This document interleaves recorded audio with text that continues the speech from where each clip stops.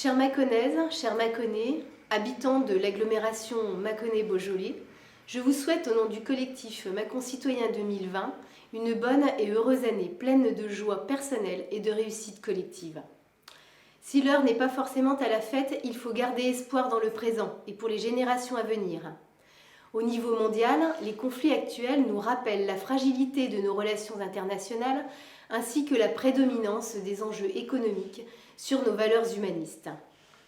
La situation en Australie, associée à d'autres périls écologiques, nous montre la nécessité de décisions courageuses en faveur de notre environnement.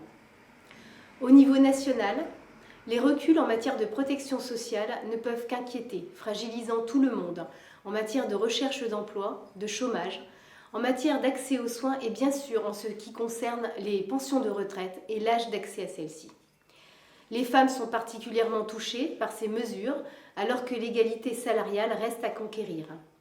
Cette égalité est pourtant le rempart aux violences dont elles sont victimes. Dans ces circonstances, il est indispensable d'agir.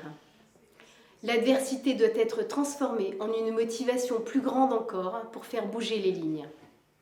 À Mâcon et dans l'agglomération, nous sortons de 20 ans d'une politique inefficace et coûteuse, marquée par l'artificialisation inutile des surfaces agricoles et des sols, l'abandon du tissu commercial de centre-ville, un mépris envers le tissu associatif à but social, une démarche autocratique qui ne respecte pas les citoyennes et les citoyens.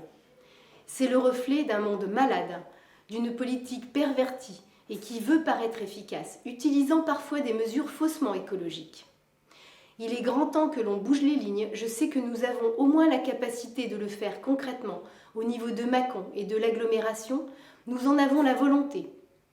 Avec le collectif Mâcon Citoyen 2020, pour les élections municipales à venir, les 15 et 22 mars, je vous invite à nous rejoindre afin d'œuvrer collectivement pour apporter de l'écologie, de la solidarité, de la vitalité et de la démocratie à la politique locale, nous réapproprier les décisions qui nous concernent et ainsi participer à notre échelle à l'amélioration de notre quotidien.